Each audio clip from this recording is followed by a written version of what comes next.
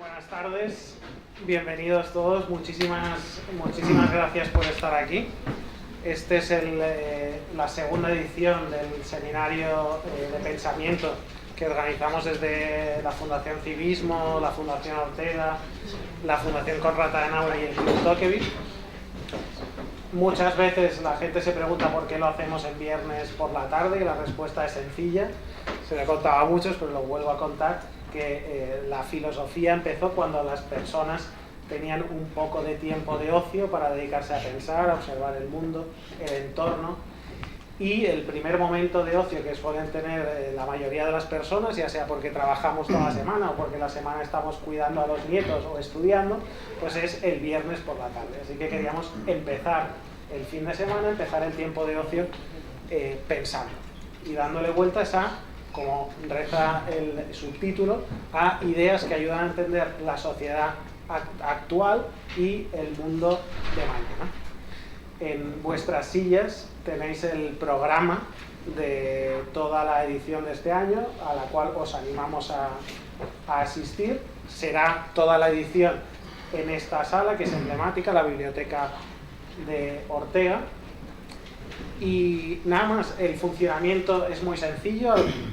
Astrid presentará al primer ponente, que es Nacho Blanco.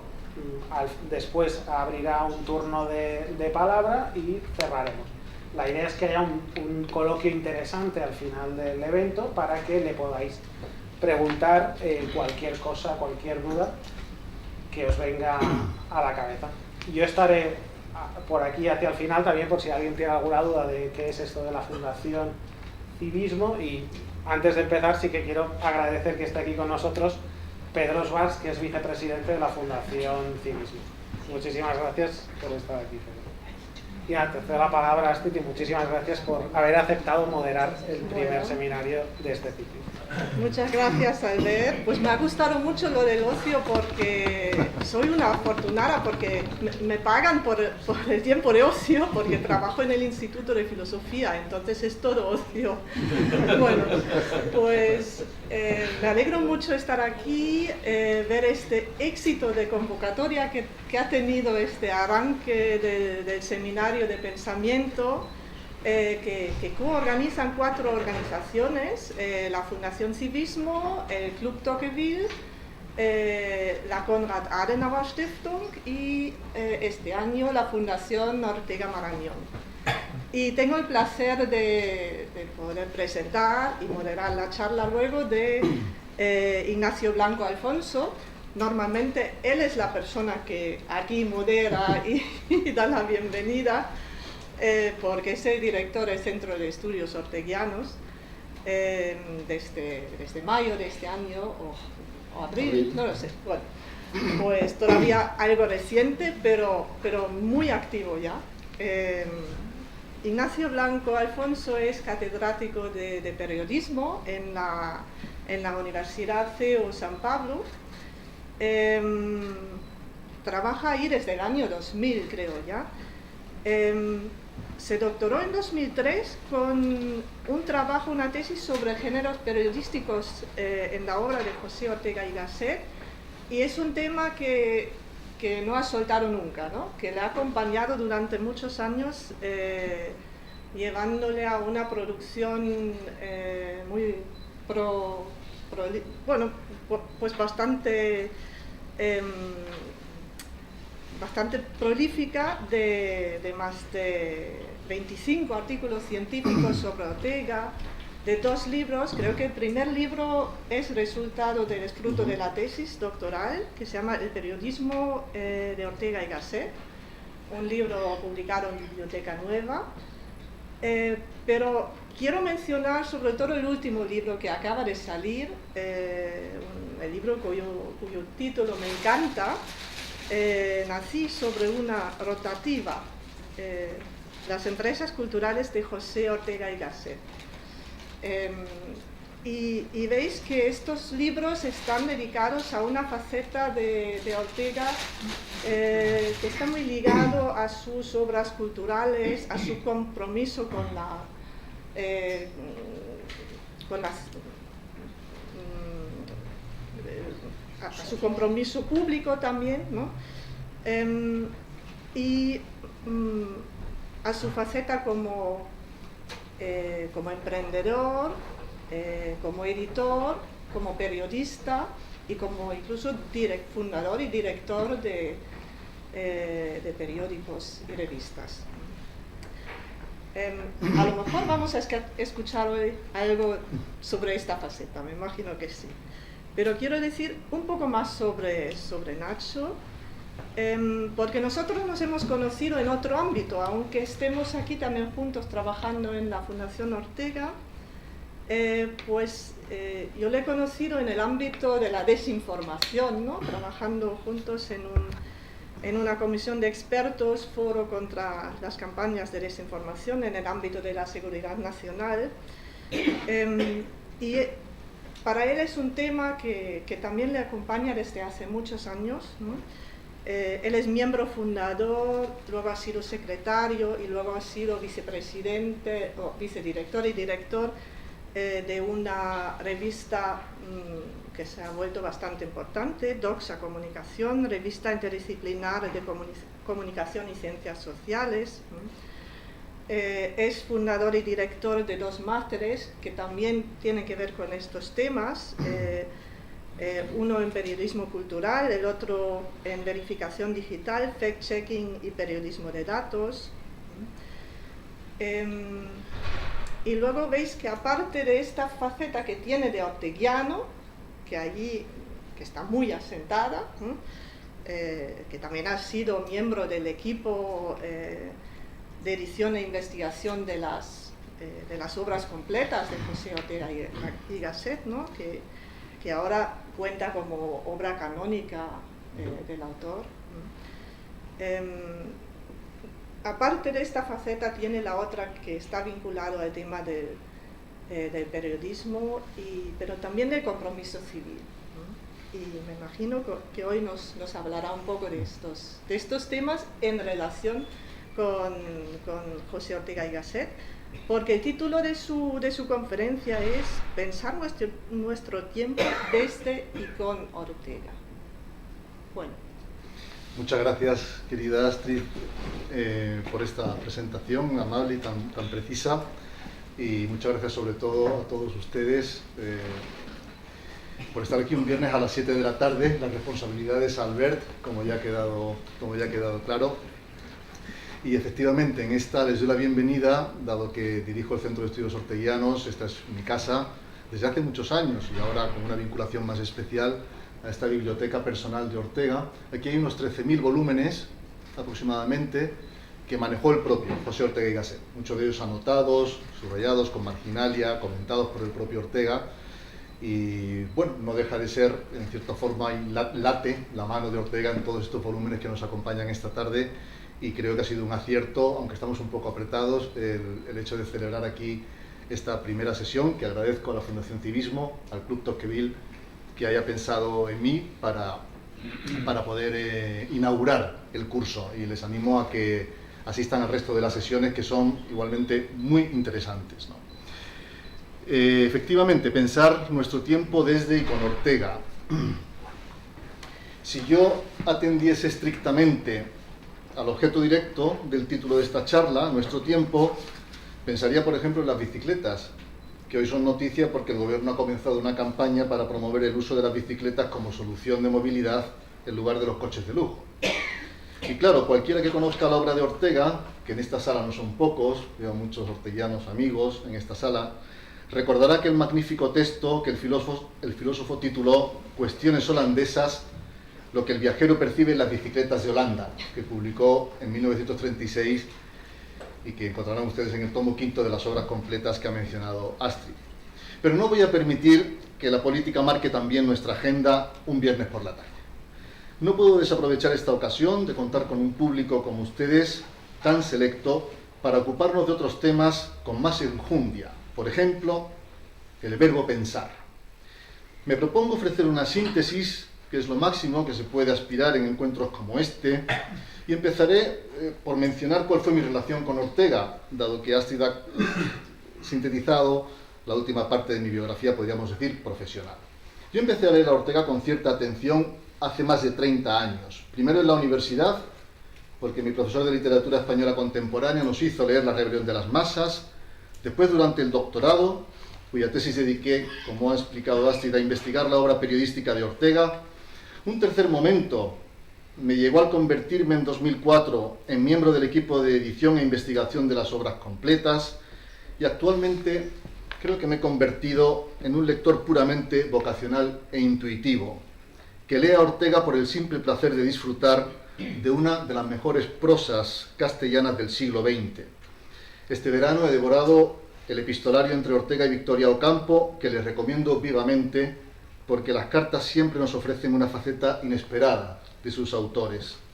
Y acabo de terminar por enésima vez En torno a Galileo, en la magnífica edición del libro de bolsillo de Alianza, cuya biblioteca de autor tanto bien hace a la difusión de la obra orteguiana. Y dentro de poco, el viernes que viene en particular, releeremos y hablaremos de nuevo de Idea del teatro, un texto de 1946 de Ortega. Estaremos en el Ateneo de Madrid manteniendo un coloquio alrededor de esta conferencia, que fue la primera que Ortega pronunció en España tras su exilio. Y me ocurre que cada lectura se me presenta de alguna manera como si fuera la primera vez. Y es que no leemos igual a los 20, a los 30, a los 40 o a los 52, que es la edad que tengo justamente hoy. Mi sensibilidad vital ha cambiado, concepto que más tarde trataré de explicar al referirme a la teoría de las generaciones. El título de esta charla es tan orteguiano que me resulta inevitable articular algunas ideas de José Ortega y Gasset sobre el hecho de filosofar como atributo esencialmente humano. ¿Por qué somos seres meditabundos? ¿Por qué reflexionamos? ¿Por qué pensamos nuestro tiempo? ¿O por qué nuestro tiempo es un tema de interés filosófico? Ortega, que en tantos aspectos fue un pensador peripatético, solía filosofar mientras caminaba. Le gustaba pasear por Madrid, a menudo en compañía de algún discípulo que utilizaba como sparring con quien probar sus ideas. Cierta mañana, sus pasos le llevaron hasta la jaula de los monos de la Casa de Fieras en El Retiro. Curioso lugar, donde el filósofo encontrará el punto de partida de una de sus obras más emblemáticas, Ensimismamiento y alteración, que posteriormente daría título a la primera de las 6 lecciones sobre el hombre y la gente del curso que impartió en Buenos Aires en 1939. Pues bien, una de las características que Ortega observa en el comportamiento de aquellos primates cautivos en las jaulas del jardín zoológico es su permanente estado de alerta. Todo a su alrededor solicita su atención y lo atrapa en una incesante y agotadora actividad defensiva, hasta el punto de que, dice Ortega, son los objetos y acaecimientos del contorno quienes gobiernan la vida del animal, le traen y le llevan como una marioneta. Él no rige su existencia, no vive desde sí mismo, sino que está siempre atento a lo que pasa fuera de él. Su vida es constitutiva alteración.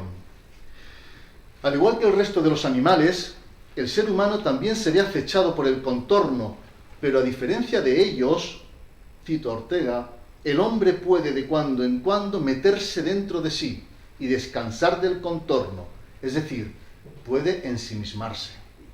Esta extraordinaria capacidad de replegarse dentro de sí mismo no es un don genético de nuestra especie, sino una técnica que los humanos hemos ido perfeccionando durante milenios, a tal punto que la meditación es hoy una de las técnicas mejor valoradas en nuestro tiempo para alcanzar el bienestar. Por lo tanto, meditar, reflexionar, trabajar con las ideas, todo lo que en una palabra llamamos filosofar, consiste en una técnica adquirida, gracias a la cual las personas pueden abandonar transitoriamente su contorno y retirarse a pensar el mundo que habitan. Este hecho de ser animales pensantes, seres que reflexionan sobre sí mismos y sus circunstancias, seres que idean y actúan sobre el medio en el que viven, lo convierten en un animal técnico. El hombre es técnico, dice Ortega, porque es capaz de modificar su contorno en el sentido de su conveniencia, porque aprovechó todo respiro que las cosas le dejaban para ensimismarse, para entrar dentro de sí y forjarse ideas sobre ese mundo, sobre esas cosas y su relación con ellas, para fraguarse un plan de ataque a las circunstancias. He aquí insinuada una respuesta parcial a las preguntas iniciales. Pensamos nuestro tiempo porque somos animales técnicos, que sentimos la necesidad de adaptar el contorno a nuestra conveniencia. El hombre no es técnico por placer o mera afición, es técnico porque desea vivir mejor, porque aspira a mejorar la calidad de su vida. Por eso desarrolla técnicas, algunas muy sofisticadas, porque su ser reflexivo le impulsa permanentemente a adaptar el medio a sus necesidades de seguridad y de bienestar. Se trata, en puridad, de un fenómeno de humanización del mundo, pues en la medida en que el hombre proyecta sus necesidades sobre el mundo que habita, transfiere al mundo sus cualidades humanas, imprimiendo su huella en la naturaleza. Es interesante el uso que Ortega hace aquí de la palabra circunstancias, porque es un hecho que las ideas que desencadenan los actos que emprendemos se nos ocurren en función de unas circunstancias en las que nos encontramos inmersos. ¿Cuál es la circunstancia de Ortega? José Ortega y Gasset es el filósofo español contemporáneo, un pensador indispensable para entender la historia de España, de la primera mitad del siglo XX, muchos de cuyos centenarios estamos conmemorando esta década. Ortega nació en Madrid en 1983 y murió en 1955. Vivió 72 años y no fue una época fácil para su generación, que tuvo que vivir 2 guerras mundiales, una guerra civil y 2 dictaduras. El comienzo del siglo XX fue un tiempo de profunda transformación en muchos órdenes de la vida, en parte debido a los avances científicos alumbrados en el contexto de la Segunda Revolución Industrial. En el plano filosófico, la crisis de fin de siglo supuso una crisis de la razón. Los avances científicos redimensionaron el espacio y el tiempo, las 2 coordenadas sobre las que el hombre proyecta su vida, y sumergieron la filosofía en una profunda reflexión sobre el ser humano y su existencia. En el plano sociológico, el siglo XX inaugura un tiempo nuevo que conocemos como la sociedad de masas. Pocos filósofos como Ortega, no ya en España, sino en todo el mundo, acertaron con el diagnóstico de esta sociedad emergente que describirá en La rebelión de las masas en 1930. Se trata del libro más conocido de Ortega, el que se ha traducido a más idiomas, el que le proporcionó prestigio y reputación internacional. La idea de partida es que la mejora de la calidad de la vida ha permeado a todas las capas sociales, de modo que las comodidades y servicios antes privativos de una minoría, en el siglo XX empiezan a ser accesibles para la mayoría. Este crecimiento del nivel de la vida provoca, por un lado, el hecho de las aglomeraciones. La cultura de masa nace en esta época. Todo está lleno. Y por otro, el surgimiento de un nuevo tipo de hombre, el hombre masa, que Ortega define con la psicología del niño mimado. Es decir, un ser caprichoso que al nacer disfruta de una determinada calidad de vida, pero que desconoce el esfuerzo de las generaciones precedentes para construir ese nivel de vida que él disfruta. Como desprecia cuanto ignora, se comporta como un bárbaro. Piensa que los servicios sociales, la administración pública, la sanidad, la educación, a los que tiene derecho, son frutos espontáneos de la naturaleza y no formidables logros humanos y colectivos que hay que cuidar y proteger cada día. Ortega distingue entre vida noble y vida vulgar. Una vida puede ser vivida desde la autoexigencia y la respuesta a la propia vocación, a lo que cada uno siente que está llamado, a su fondo insobornable. Este sería el aristócrata, o sea, el mejor en el sentido etimológico de la palabra, el héroe cotidiano, aquel que vive con la nobleza de aspirar a dar siempre lo mejor de sí mismo. Esto nos llevaría a desarrollar, pero tampoco tenemos tiempo, el concepto de autenticidad, de heroísmo, el héroe cotidiano, el que vive auténticamente. La frase de Ortega es: la voluntad de ser uno mismo es heroísmo. Pero también cabe la opción de vivir una vida vulgar, en la que uno se deja arrastrar por las modas, por lo más cómodo, por lo fácil, por lo menos exigente. Este es el hombre masa, individuo que Ortega representa con dos arquetipos: el especialista, o sea, el bárbaro que sabe mucho de su reducida parcela de conocimiento, pero que ignora todo lo demás, y el señorito satisfecho, aquel que siente que tiene derechos, pero no obligaciones. Hablemos de la razón vital. La raíz de la filosofía orteguiana es la vida. Como todo filósofo, Ortega busca la raíz radical que responda a las preguntas esenciales o fundamentales del ser humano. Gran conocedor de la filosofía de Descartes, pienso, luego existo, en su diálogo con él, Ortega concluye que no pienso, luego existo, sino porque existo, pienso. Es decir, antes que el pensamiento está el ser. Lo primero que se encuentra el ser humano es una vida que le es dada sin hacer, que no tiene más remedio que hacer. Así, su vida se convierte en su quehacer, en su razón vital. Este es el fundamento del raciovitalismo. Además, el ser humano tiene que hacer su vida aquí y ahora, en una circunstancia determinada, que es cambiante, porque la vida es una energía que evoluciona inexorablemente hacia el futuro. El ser humano no tiene más remedio que proyectar su existencia en estas coordenadas espaciotemporales, es decir, históricas. De ahí que la razón vital se complemente con la razón histórica y a la postre acabe siendo razón biográfica, es decir, el conjunto de decisiones que adoptamos a lo largo de nuestra vida obligados por las circunstancias.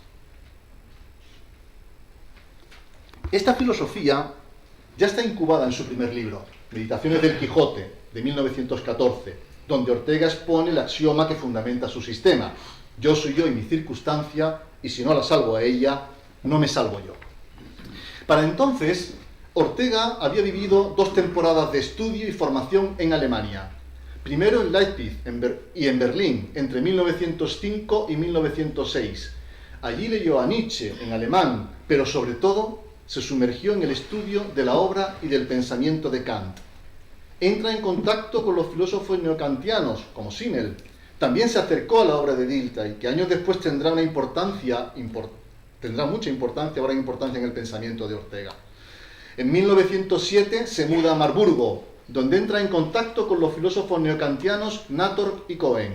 Este conocimiento del neokantismo, unido al enorme influjo que recibió de la fenomenología de Husserl, con quien llegaría a trabar amistad, aunque era mayor que él, configuraron el punto de partida para el desarrollo de la filosofía del raciovitalismo.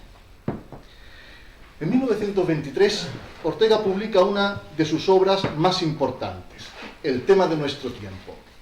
Es una continuación de los fundamentos de la filosofía de la razón vital que había iniciado en Meditaciones del Quijote. Ortega plantea 2 conceptos que ampliarán la noción de la razón vital a razón histórica. Por un lado, el concepto de generación. Los cambios históricos se producen por la dialéctica entre distintas generaciones. Y por otro, el concepto de perspectiva. Solo es posible observar la realidad desde la posición que cada uno ocupa fatalmente en el universo, lo que constituye su doctrina del punto de vista. Ortega explica el concepto de sensibilidad vital como el fenómeno primario en la historia. Si queremos comprender nuestro tiempo, tenemos que entender la sensibilidad vital dominante. No se trata de la sensibilidad de un solo hombre, por egregio que éste sea, sino de toda una generación de individuos con capacidad para imponer su módulo y cambiar el curso de la historia. El problema no es sencillo, porque cada generación, dirá Ortega, representa una cierta actitud vital, desde la cual se siente la existencia de una manera determinada. En un bello artículo titulado ¿Por qué se vuelve a la filosofía?, de 1931, Ortega explica que en cada época conviven 3 generaciones que se encuentran en diferentes momentos vitales: los jóvenes, los hombres maduros y los ancianos.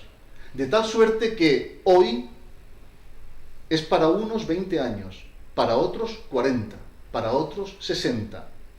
Esta dinámica social imprime un dinamismo dramático, la expresión es de Ortega, a la historia, Pues si bien todos, jóvenes, maduros y ancianos, son contemporáneos, comparten el mismo tiempo, no son coetáneos, no comparten la misma edad. Resulta fundamental entender este anacronismo esencial de la historia, dice Ortega, para comprender nuestro tiempo. Y cito: las generaciones nacen unas de otras, de suerte que la nueva se encuentra ya con las formas que a la existencia ha dado la anterior. Puede ocurrir que la nueva generación se sienta cómoda en el mundo heredado y que de forma absolutamente natural e intuitiva abrace sus ideas y las germine. Tales épocas son denominadas por Ortega de filosofía pacífica. Pero también cabe la posibilidad de que las expectativas vitales de los hijos no coincidan con la vida que llevaban sus padres. Y ni sus usos, ni sus normas, ni sus costumbres les sirvan para construir sus vidas. A épocas semejantes las define el filósofo como beligerantes, y son las que explican las crisis históricas. Si no se entiende esto, no se puede comprender la historia, ni el progreso de la sociedad, ni por tanto nuestro tiempo. La humanidad ha avanzado a base de crisis históricas, es decir, de cambios profundos e intensos en los procesos sociales que devienen en nuevas técnicas y en otras normas, usos y costumbres. Llegados a este punto, cabe preguntarse si nuestro tiempo constituye una época de crisis histórica, o planteado en términos orteguianos, si nuestros jóvenes abrazarán el legado de los mayores, o por el contrario, lo desmantelarán para construir su propio mundo. En cuanto al perspectivismo, Ortega reconoce la existencia de la verdad, pero señala nuestra limitada capacidad para alcanzarla. Solo podemos obtener una perspectiva de la realidad, la que percibimos desde nuestra posición en el universo. Así, distintas perspectivas de un mismo objeto producen distintas percepciones de la realidad, pero que sean diferentes no implica que alguna de ellas sea necesariamente falsa. El ser humano es incapaz de integrar todas las perspectivas posibles, por lo tanto, nunca alcanzará la verdad absoluta. Otro concepto clave de la filosofía de Ortega, que fundamenta la doctrina del punto de vista, es la distinción entre ideas y creencias. Ambos tipos de ideas, las ideas ocurrencia, llama Ortega, y las ideas creencia, explican cómo el ser humano se forma una imagen del mundo. No nos cuestionamos las creencias, pero a partir de una creencia podemos desarrollar eventuales ideas, que andando el tiempo podrían incluso constituirse en creencias. Todas las creencias fueron en su origen ideas, ocurrencias. En el libro En torno a Galileo, que mencioné al principio, tienen ustedes completamente desarrollado este concepto de cómo las creencias entran en crisis, se producen las crisis históricas y evoluciona la sociedad. Quiero ahora decir una palabra sobre el concepto de España y de Europa en la obra de Ortega. Una de las obras orteguianas de contenido político, que acaso conserve mayor frescura y actualidad, es España invertebrada.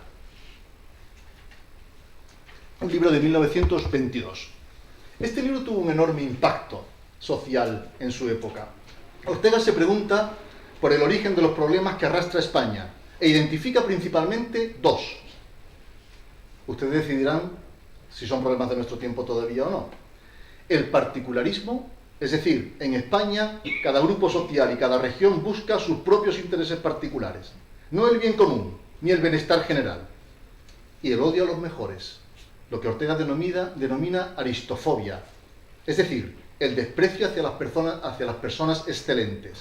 Según el filósofo, en España se ha producido históricamente una selección inversa, de los peores frente a los mejores.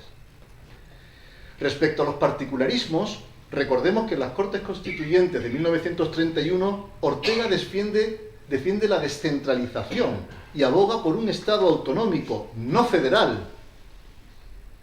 Pues una federación supone el acuerdo entre naciones soberanas independientes, mientras que el autonomismo garantiza un único sujeto soberano, el pueblo español en su conjunto. Sin embargo, una nación se basa en el deseo de sus pueblos de formar parte de lo que Ortega denomina un proyecto sugestivo de vida en común, no en la unión por la fuerza. Por lo tanto, hoy podríamos recuperar la idea de que hay que trabajar no para que ningún pueblo de España quiera marcharse, sino para que todos los pueblos de España quieran quedarse. Como vemos, en España invertebrada subyace la idea del consenso, del respeto a la libertad del que piensa diferente, de la búsqueda del bien general y no de los intereses particulares, de la construcción de un proyecto colectivo integrador en el que no sobra nadie, en una palabra, de la democracia liberal, que es el ideal político de Ortega. Esta filosofía política nace en Ortega de un profundo amor por su patria, lo que no le impide denunciar la reforma integral que necesita la España de su tiempo. El joven Ortega mira desde Alemania a su patria y lo que siente es dolor. De aquí surge su filosofía del regeneracionismo, de la necesidad de construir un nuevo Estado con la pedagogía social como programa político. La nueva España tendrá que desembarazarse del esqueleto de un Estado moribundo que Ortega representa con la metáfora del arco en ruinas, es decir, un sistema clientelar, caciquil, que mantiene al pueblo deprimido en el atraso, en el analfabetismo, en la falta de oportunidades y de progreso social. Es la España que magistralmente retrataría años después Miguel Delibes en Los Santos Inocentes. Esa España es la circunstancia que le toca vivir a Ortega, y su decisión fue salvar su circunstancia, es decir, poner su vida al servicio de su patria para construir un país más justo y solidario. El hecho de que Ortega conociera en primera persona el nivel científico, tecnológico, cultural y académico de las potencias centroeuropeas le lleva al convencimiento de que España es el problema y Europa la solución. La idea de los Estados Unidos de Europa aparece en varios lugares de su obra, aunque es un concepto que Ortega va reformulando con el paso del tiempo y de los acontecimientos históricos. Esta idea se forma, además, en confrontación con el pensamiento de Unamuno, que no tiene ningún interés en la japonización de España, que inventen ellos, había declarado el rector salmantino. Pero esta dialéctica reforzaba más si cabe la convicción de Ortega de que España debía seguir el ideal europeo y de que era necesaria la construcción de una entidad supranacional, similar a lo que hoy es la Unión Europea, que procurara la prosperidad y el progreso de todas las naciones de Europa. Sin embargo, este ideal europeo se tambalea tras el fracaso que supuso la Gran Guerra, cuya solución, plasmada en el Tratado de Versalles, ya contenía la posibilidad de una nueva contienda que a la postre acabaría desembocando en la Segunda Guerra Mundial. Ortega identifica entonces ciertas deficiencias en Europa que podrían devenir en un enfrentamiento bélico. Percibe esta amenaza en movimientos como el bolchevismo y el fascismo, síntomas evidentes de la sociedad de masas. Por lo tanto, Ortega propone que los Estados Unidos de Europa deben fundamentarse en la ciencia centroeuropea, pero también en la intuición de los pueblos mediterráneos. Cree aquí, con Unamuno, que la intuición de las naciones del sur contribuiría al equilibrio con las naciones del norte de Europa. Y ahora vamos a hablar un poco de las empresas culturales, como ha anunciado Asti.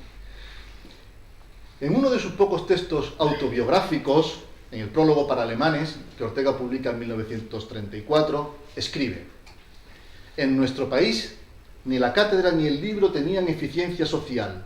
Nuestro pueblo no admite lo distanciado y solemne. Reina en él puramente lo cotidiano y vulgar. Las formas del aristocratismo aparte han sido siempre estériles en esta península. Quien quiera crear algo, y toda creación es aristocracia, tiene que acertar a ser aristócrata en la plazuela. He aquí por qué, dócil a la circunstancia, he hecho que mi obra brote en la plazuela intelectual que es el periódico. No es necesario decir que se me ha censurado constantemente por ello, pero algún acierto debía haber en tal resolución cuando de esos artículos de periódico han hecho libros formales las imprentas extranjeras». Persuadido de que la educación y la cultura eran el camino para la regeneración social, a los 19 años se lanzó a la arena periodística, decidido a intervenir activamente en los asuntos públicos de España. Sus artículos, publicados en algunos de los periódicos más importantes del primer tercio del siglo XX, como El Imparcial y El Sol, pronto le convirtieron en uno de los intelectuales más influyentes de su época. Ortega procedía de una familia muy vinculada con la prensa. Los Gasset eran propietarios del Imparcial y su padre, José Ortega Munilla, Además de director del Imparcial, fue académico y escritor. Esta circunstancia llevó a Ortega a decir de sí mismo que, aunque soy muy poco periodista, nací sobre una rotativa. Impulsó medios tan relevantes en la historia cultural española como el Semanario España, en 1915, al frente de cuya dirección estuvo un año. Junto con el industrial vasco Nicolás María Urgoiti, fundó El Sol, en 1917, acaso el periódico más importante e influyente del primer tercio del siglo XX. En 1923 creó la Revista de Occidente, el proyecto cultural más emblemático de los impulsados por Ortega. El propósito consistía en hacer una revista que acercara al lector hispanoamericano a las corrientes culturales, filosóficas y científicas que estaban teniendo lugar en todas partes del mundo. Deliberadamente se prescindía de todo contenido político. La frase de Ortega es que la política no aspira nunca a entender las cosas. Y pretendía convertirse en un faro, en un referente de las ideas vivas de su tiempo. Según leemos en los propósitos, publicados en el primer número, la Revista de Occidente quería dar respuesta con claridad al afán de conocer por dónde va el mundo. Además de estas empresas, el nombre de Ortega aparece vinculado con la revista Faro en 1908 y en 1910 la revista Europa.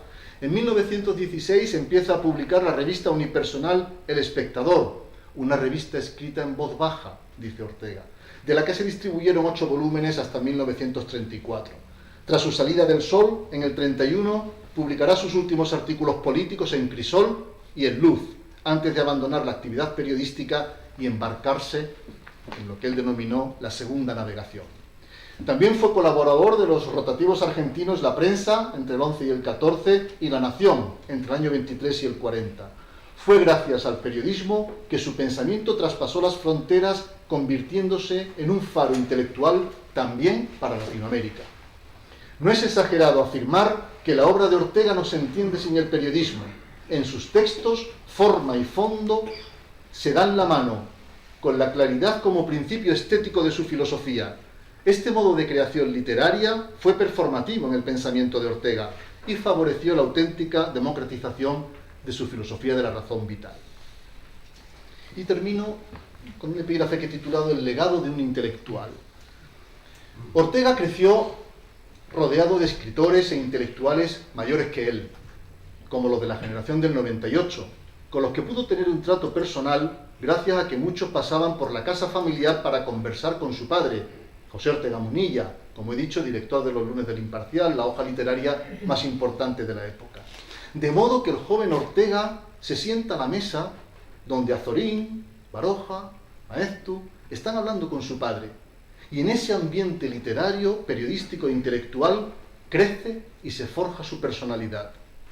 Trabará amistad con muchos de sus mayores, como se desprende de los epistolarios, con Maeztu, con Machado, que le llamaba mi capitán, con Pérez de Ayala, con Azorín y con Baroja, sobre cuyas obras escribió profundos análisis, y por supuesto con Unamuno, con quien mantuvo hasta el final una relación dialéctica, en ocasiones discrepante, pero siempre respetuosa y de mutua admiración. Juan Ramón Jiménez lo llamó imán de horizontes. Pío Baroja publicó el 19 de octubre de 1955 en ABC un obituario por la muerte del filósofo, donde dijo: Ortega es el primer escritor español de nuestra época. Su prosa es soberbia y trabajada hasta la perfección. La juventud debe estudiarla continuamente. Las órbitas de su magisterio fueron muchas y diversas: artículos de periódico, libros, revistas, la cátedra en la Universidad Central de Madrid, la tertulia en la sede de la Revista de Occidente, las conferencias ampliamente recogidas por la prensa, muchas de alcance internacional, como las pronunciadas en América y en bastantes países europeos.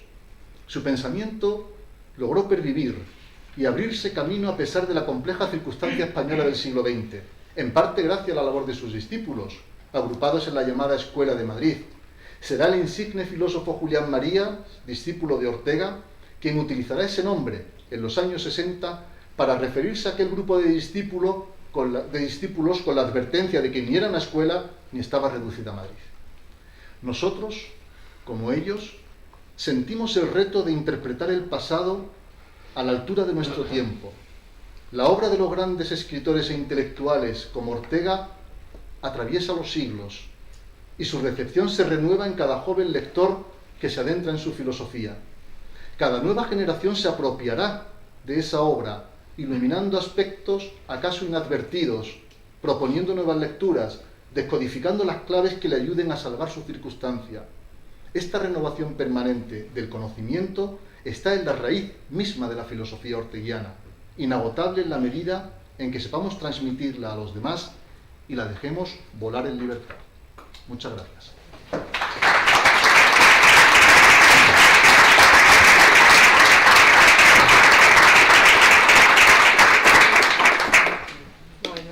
Te agradecemos mucho esta visión panorámica que nos has dibujado aquí de la vida y obra de Ortega. Y a mí me gustaría empezar directamente con el debate, si hay preguntas ya, porque tenemos como media hora más o menos, ¿no? Quizá me has dicho que hasta y cuarto tenemos tiempo para preguntas, para una discusión. Y podéis preguntar lo que queráis desde todas las perspectivas. Otra cosa es que tengamos respuesta. Eso ya. Sí, por favor. Sí, yo te quería preguntar... Y quizás presentamos rápidamente, antes de preguntar así, por lo menos con el nombre. Sí, soy Miguel. Te quería preguntar por las etapas del pensamiento político de Ortega. Hasta donde se suele hablar pues, de una primera etapa socioliberal hasta 1914. Después viene como una segunda etapa influida por la rebelión de las masas, que sería un poco la etapa liberal conservadora, liberal doctrinaria, y ya por último una última etapa que está caracterizada por un poco por como que Ortega se separa del liberalismo y ahí donde escribe el Imperio Romano, las Alacias y el Imperio Romano y la meditación sobre Europa. Entonces te quería preguntar, por esta última etapa, ¿tú consideras que Ortega deja de ser liberal en esta etapa o sigue siendo liberal toda su vida? Lo has explicado muy bien. Tú has delimitado muy bien las etapas. Es un tema bastante estudiado en la obra de Ortega. Y respecto a tu pregunta concreta, yo creo que para comprenderlo hay que situarse en la órbita intelectual del llamado realismo democrático, en la que no solamente está Ortega, también está, por ejemplo, Walter Lippmann. Es decir, intelectuales profundamente demócratas y liberales, pero que formulan una crítica a la sociedad de masas y a la democracia de esa sociedad de masas. Walter Lippmann, en su libro La opinión pública de 1922, precisamente comienza afirmando que el problema de las democracias es que residen en cuando la democracia es un sistema político que pregunta a los ciudadanos por cuestiones para las que no tiene respuestas. De hecho, dice Lippmann en el libro que acabo de mencionar, ¿le conviene a nuestra nación un tratado comercial con China? Se pregunta en el 22. Y dice Lippmann, ¿qué puede responder el hombre medio? A falta de conocimiento técnico, responde emotivamente. Por eso, los autores del realismo democrático afirman que en las democracias el poder se ha trasladado del Parlamento a los periódicos. El problema es la opinión pública y la creación de la opinión pública y conquistar esa opinión pública. Insisto, no lo dicen como una abandonando el ideal democrático ni el liberalismo democrático, lo dicen como un reconocimiento del defecto inherente o del problema inherente que encuentran en la sociedad de masas y en la democracia en particular de la sociedad de masas. Luego, no creo que es que abandonase el ideal liberal, como yo he mencionado en mi conferencia y como tú has explicado, sino que la sociedad de masas da la cara presentando ciertos problemas, hemos mencionado de pasada el bolchevismo y el fascismo, los totalitarismos del siglo XX, y ellos perciben, estos intelectuales, que estas corrientes populistas pueden acabar, como de hecho acabaron con los ideales democráticos del siglo XX. Tenemos una segunda pregunta. Sí. Hola, sí, Antonio Walder, soy discípulo del profesor Blanco y parcial. Quería preguntarte por, no me estoy hablar del silencio de Ortega durante el exilio. Antes del exilio, he entendido que le echó un poco en cara que Ortega callase por aquel entonces. Quería preguntarte si se podría extrapolar tiempos actuales. Y tú, como experto en Ortega, ¿qué crees que haría Ortega hoy? ¿Callaría también o se significaría? A la segunda parte de la pregunta no osaría jamás a responder, ni idea. Pero a la primera parte, bueno, algo sí puedo decir. Es una época muy interesante de la biografía de Ortega, efectivamente conocida como El silencio de Ortega, que yo he mencionado de pasada. Tal vez para las personas que estén en la sala y que no conozcan mucho la obra de Ortega, el concepto de la segunda navegación no les diga mucho, pero a los que conocen la obra de Ortega saben que la segunda navegación es una época de su vida que comienza en 1932, precisamente por el desencanto con la política. Todos los textos que Ortega publica tras la proclamación de la República, al principio saludando la llegada de la Segunda República, pero rápidamente denunciando el cariz violento que estaba tomando la Segunda República, le llevan al desencanto con la República y aquellos famosos artículos de estos republicanos no son la República, un aldabonazo, etc. Y en vista de que resuenan en caja vacía sus palabras y que las advertencias y el signo que está tomando la República, sus palabras no surten efecto ni sus ideas, él siente que lo que tenía que decir ya lo dijo y decidió retirarse de la actividad política en el plano periodístico que hemos descrito, ¿no? Bueno, también de la actividad política porque él fue diputado a Cortes Constituyentes, pero también de la arena periodística o del activismo periodístico en materia política. Y empieza una época muy complicada de la biografía de Ortega, sobre todo después del estallido de la Guerra Civil, ¿no? Aquí personas en la sala que conocen mejor que yo esa parte de la biografía de Ortega, pero desde luego el exilio de Ortega se tiene que marchar en el 36, amenazado de muerte, y se exilia primero en Francia, después en Argentina, desde el año 36 al 42. El año 41, 42 son lo dice el propio Ortega, son los peores años de su vida. Supera una operación, una peritonitis, a vida o muerte, en París. Hay anécdotas muy interesantes porque están operándolo un cirujano francés de una obstrucción que tenía en las vías biliares y entonces Gregorio Marañón, que estaba en la sala, le dijo al médico que lo operara, y este le dijo: vamos a operar a un cadáver, y Marañón le dijo: usted opérelo, que no sabe de lo que es capaz un celtíbero. Y lo operaron y le salvaron la vida, aún viviría bastantes años más Ortega, pero fueron años muy complicados, muy difíciles. Yo lo que he leído de esa época del exilio de Ortega, de su silencio, su nieto, José Varela Ortega, el profesor Varela, suele decir que la guerra al final son experiencias y solo se puede contar por experiencias, ¿no? Y a mí me gusta esa expresión porque yo, leyendo los epistolarios, las cartas que Ortega escribe privadas en esa época, me hago cargo de lo que el ser humano, José Ortega y Gasset, llegó a vivir, ¿no? En París, en un piso en el que, dice su mujer, o su hija, creo que su hija Soledad, dice, donde vivíamos 16 y comían 19, en el piso donde se exilian, porque tuvo que llevar a mucha familia con él y muchos amigos que tuvieron que huir de España, ¿no? En fin, yo creo que el silencio de Ortega es una época que hay que mirar con perspectiva y con humanidad, para entender lo que esas personas estaban pasando. Y eso creo que justifica bastante su decisión de no intervenir públicamente en la política española y en lo que estaba ocurriendo en España. Ya tenemos tres. 1, 2, 3. Sí, ¿empiezas tú?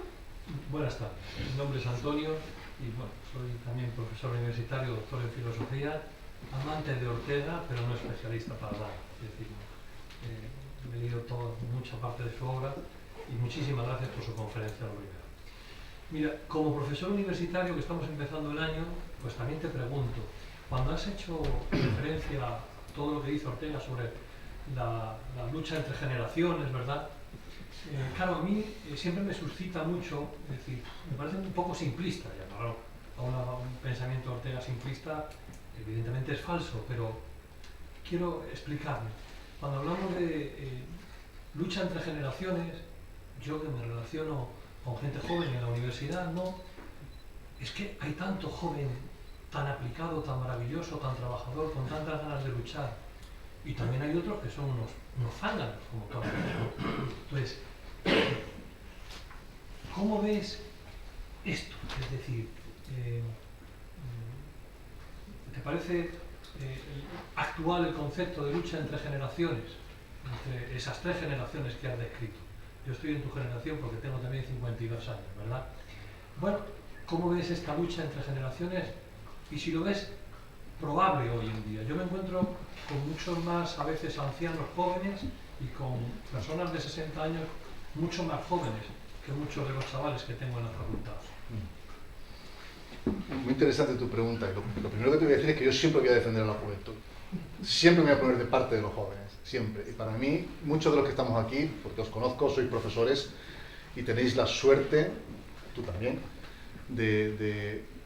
a mí me parece el mejor oficio del mundo, la enseñanza. Cada año tener 25 caras nuevas en el aula, a mí que por distintas circunstancias y por el momento vital en el que estoy me toca tener muchos cargos de gestión en la universidad, cuando tienes cargo de gestión te lo suelen compensar quitándote horas de clase.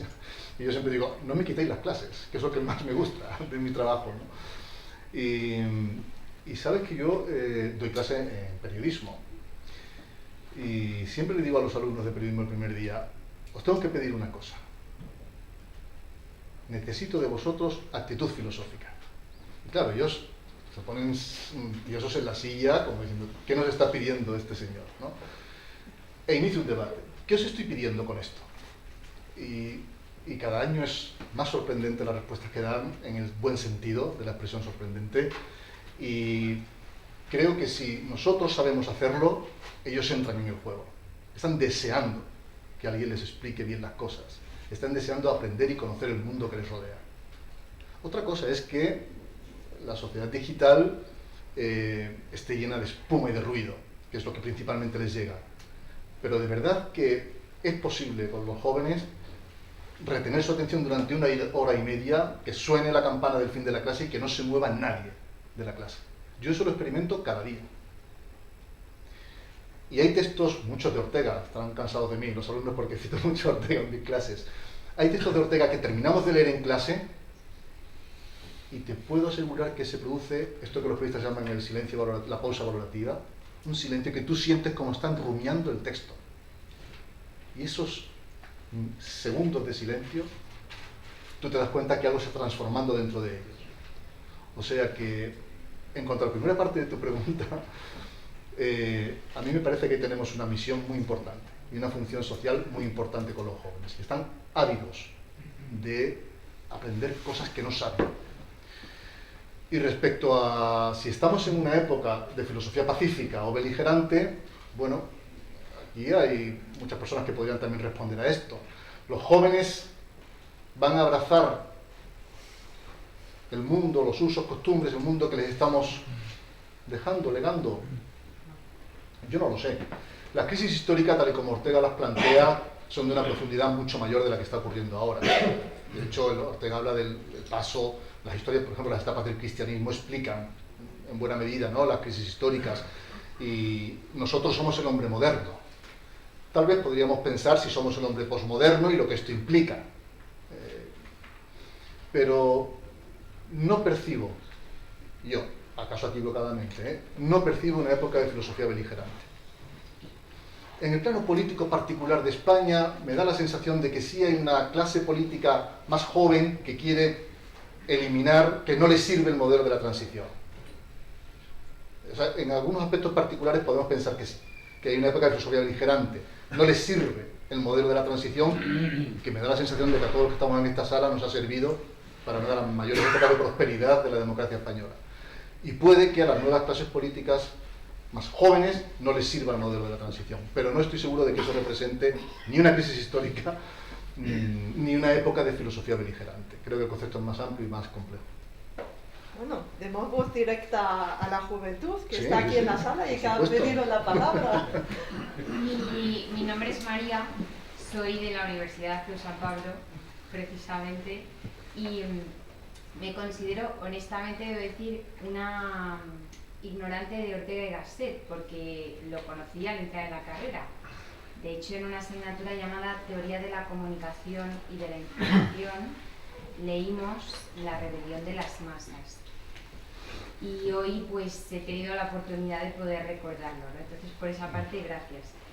Mi pregunta es, así como apuntaba en este texto más conocido, Ortega, pues el hombre masa, y como la mejora de la calidad de la vida pues había permeado en todas las clases y eso había llevado pues a un consumismo, a un olvido, ¿no? de esas otras cuestiones que también se hablaban dentro de lo que se mencionaba de la España invertebrada, que hablaba del particularismo, que cada región no buscaba el bien común, ¿no? Sino que precisamente su propio interés, y que Ortega, según las notas, y las he tomado bien, precisamente quería desear lo contrario, ¿no? Este bien general, este proyecto colectivo integrador, esa conexión, ¿no? Esa búsqueda de identidad. Mi pregunta es, aunque estos propósitos se vean como algo alto, en el fondo Ortega esconde un materialismo detrás de esta reflexión, o hay un propósito trascendente dentro de su obra filosófica. Miro a mi buen amigo José Lasaga, que esto es uno de los temas que más le Bueno, pues apasiona. que responda, Luis, ¿eh? Bien por la complejidad de la pregunta.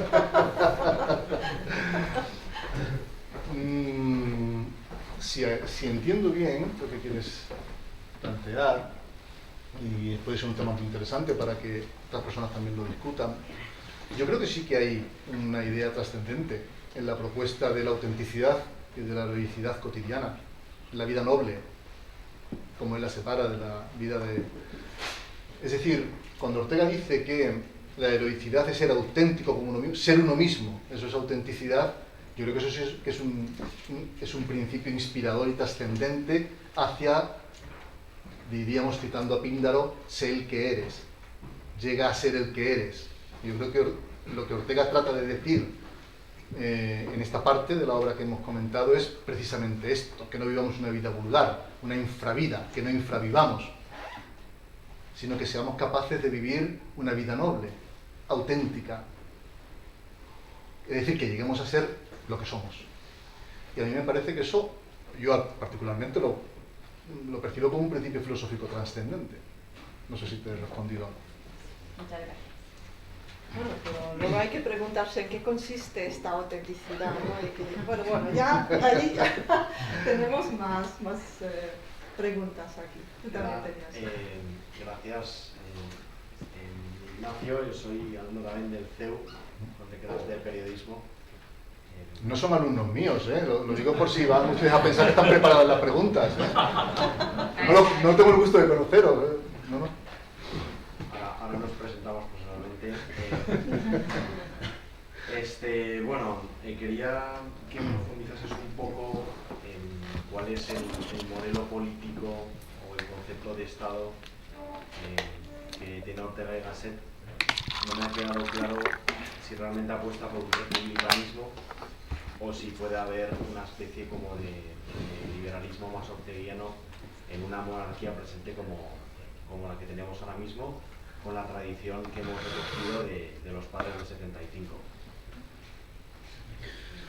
Verás, 78, verás. A ver, la monarquía que Ortega critica en su obra y denosta es aquella monarquía. Fíjate, a lo largo de la exposición, si he conseguido explicarlo, el énfasis que hemos hecho en la idea de circunstancia. O sea, esta vida hay que hacerlo aquí y ahora, en estas circunstancias. La vida se convierte en su quehacer. Ortega responde a ese quehacer en las circunstancias que a él le tocan vivir. Y la época que a él le toca vivir es la época de la Restauración borbónica y todo lo que fue aquella monarquía de Alfonso XIII, con los problemas que tuvo. Yo lo he dicho, a lo mejor no es la mejor metáfora, pero yo realmente cuando leo Los Santos Inocentes pienso en esa España de principio de siglo. Esa es su circunstancia. Piensa que Ortega es un joven de tu edad que está formándose en Alemania. Y desde allí, desde la altura alemana, de la primera década del siglo XX, la España que ve le parece una ruina. Y le parece una ruina, él encuentra la explicación en la monarquía, porque la monarquía, aquella monarquía, no la monarquía como concepto, como forma política. Esto me parece que es importante diferenciarlo, dado que tú has mencionado la monarquía parlamentaria que tenemos hoy día. No la monarquía como concepto, sino aquella monarquía específicamente de Alfonso XIII consentía un régimen político de partidos moribundos y de caciques, en fin, que mantenían el pueblo en el atraso en el que vivía. Y Ortega, en un artículo que te recomiendo que leas, que tal vez te interese, que se titula Bajo el arco en ruinas, lo que Ortega explica es que España tiene que caer por completo, el sistema político no España, el armazón estatal tiene que caer por completo para reconstruirlo de nuevo. De hecho, en el artículo Bajo el arco en ruinas termina diciendo: españoles, vuestro Estado no existe, reconstruidlo. De leyenda es monarquía. La monarquía está terminada. Luego, respondiendo específicamente a tu pregunta, Ortega lo que quiere es un cambio de forma del Estado. La alternativa es la República. La alternativa es la monarquía de Alfonso XIII. Es la República. Pero no, creo que eso no nos debe llevar, o creo, no particularmente, igual hay otras personas más informadas que yo, pero creo que no nos debe llevar a decir es que Ortega era republicano. Bueno, Ortega pidió un cambio de régimen, y el cambio de régimen consistió en pedir que acabara la monarquía y en su lugar llegara la república. Y después, fíjate, si has prestado atención a esa parte que he explicado, que rápidamente se da cuenta de que estos republicanos no son la república, y que lo que pacíficamente llega a las elecciones municipales del 31 la están contaminando y convirtiendo en una cosa diferente a la que el pueblo ha elegido. Y el resto no te lo cuento porque ya te lo sabes, que ocurrió a partir del año 34 en este país.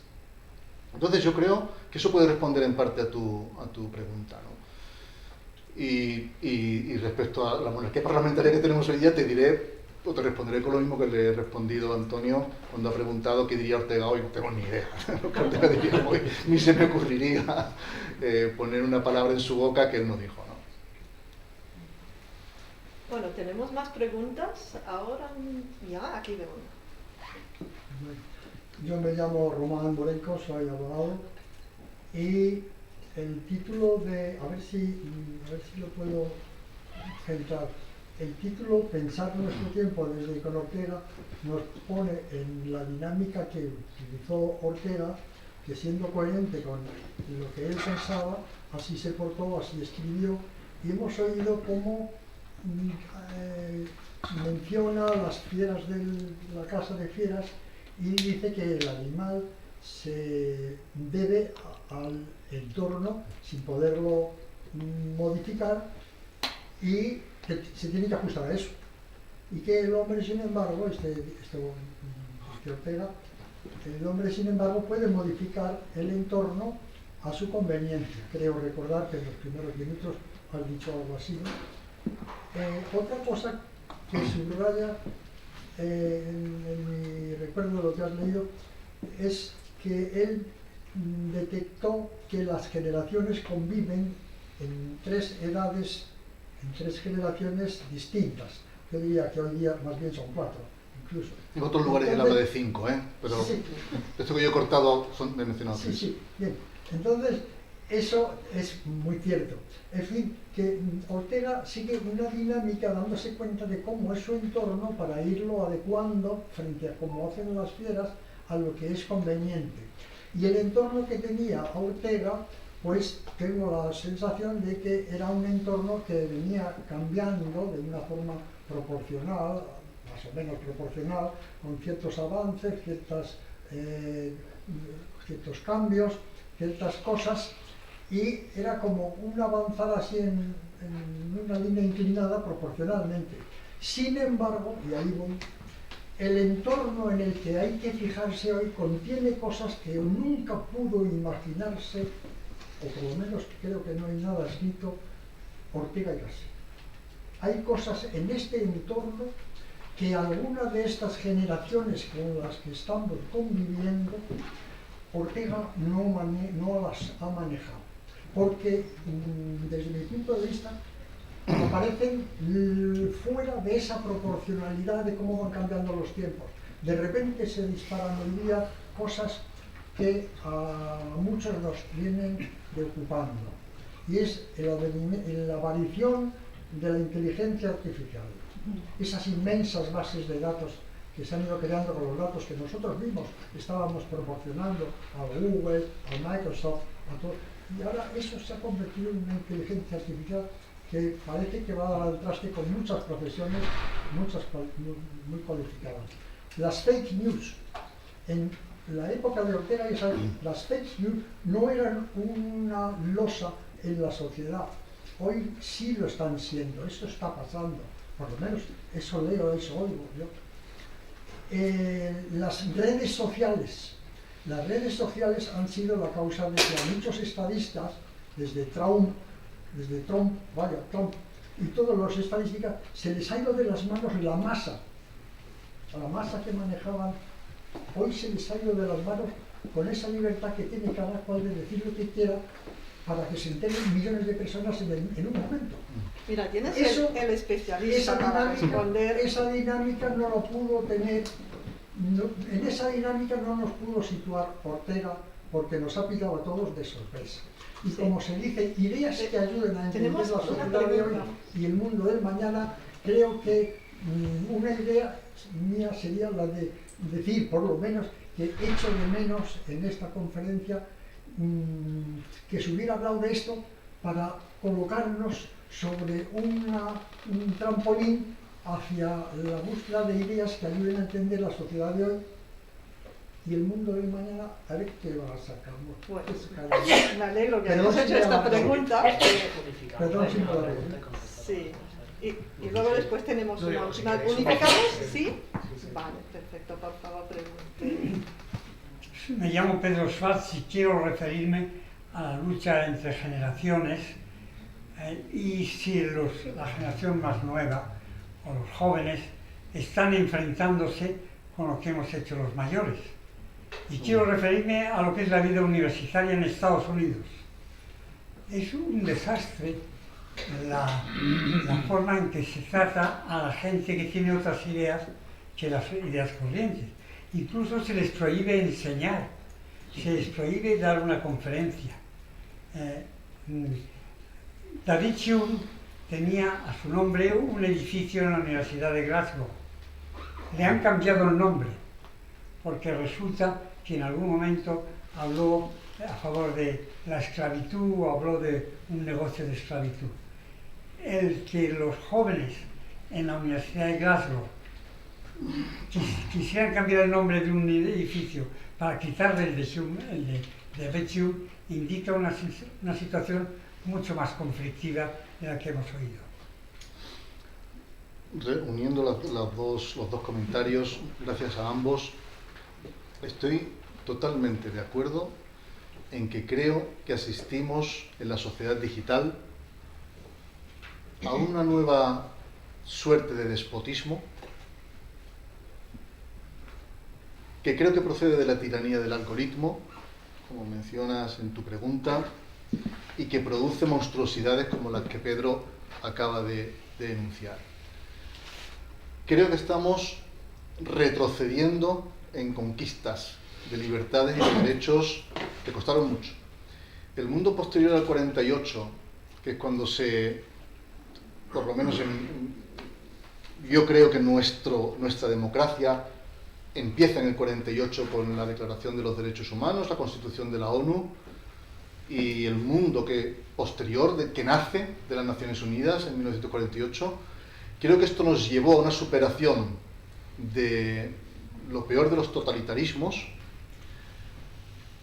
que sin embargo están reviviéndose de nuevo en nuestra época. Y por ponerlo como un solo ejemplo y no extendernos más, Elizabeth Noel Newman, una de las grandes sociólogas del siglo XX, desarrolló una teoría de opinión pública denominada la espiral del silencio, precisamente para denunciar cómo los totalitarismos cercenaban la libertad de expresión y de pensamiento. Creo que hoy día cuando vivimos bajo la panacea de que las redes sociales iban a suponer por fin la democratización del acceso a la información, estamos reviviendo mermas de los derechos de libertad, de opinión y de pensamiento, como los que en los años 60 denunciaba Elizabeth Noel Neumann de los totalitarismos del siglo XX. Los linchamientos digitales que se producen, las situaciones en las universidades que ha mencionado Pedro con la cultura woke, esta autocensura, que es acaso peor que la censura, la autocensura, el no atreverte a manifestar públicamente tus pensamientos por miedo a ser linchado o perseguido. Esto es una realidad de nuestro tiempo. Y me parece que es un retroceso a épocas que creíamos superadas. Y en buena parte devienen de la sociedad digital que vivimos. Estoy muy de acuerdo con lo que habéis planteado.